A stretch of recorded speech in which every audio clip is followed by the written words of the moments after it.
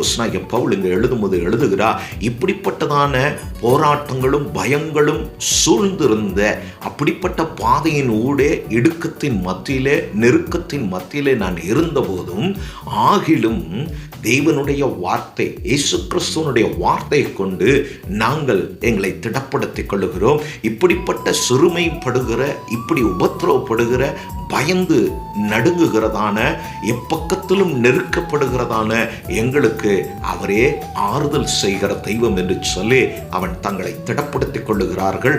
ஆம், கிறிஸ்துவில் பிரியமானவர்களே, கர்த்தராகிய கிறிஸ்து இயேசுவினாலே நமக்கு பரிசுத்த ஆவியானவர் அருளப்பட்டிருக்கிறார். நோவா காலத்திலே தேவன் இந்த மனிதர்களை உண்டாக்குனதற்காக மனஸ்தாபப்பட்டு அவர்களை அழித்து நிக்கிரகம் பண்ணி பேழையிலே 8 பேரை காப்பாற்றினார். அந்த பேழையாம் கிறிஸ்து இன்று நமக்காய் இருக்கிறார். அவருக்குள் இருக்கிறவர்கள் தப்பி பிழைத்துக் கொள்ள முடியும். அந்த பேழை சில நாட்கள் கழித்து மழை நின்றது, தண்ணீர் வடிகிறதா என்று சொல்லி அதை சோதித்து பார்க்க நோவா புறாவை அனுப்புகிறான். அந்த புறா கடந்து போகிறது. பேழையை விட்டு அது வெகு தூரம் பறந்து போய் எங்கும் அதுக்கு இளைப்பாற இடமில்லாமல் அது திரும்பி எங்கிருந்து புறப்பட்டதோ அவ்விடத்திற்கு அது வந்து சேருகிறது.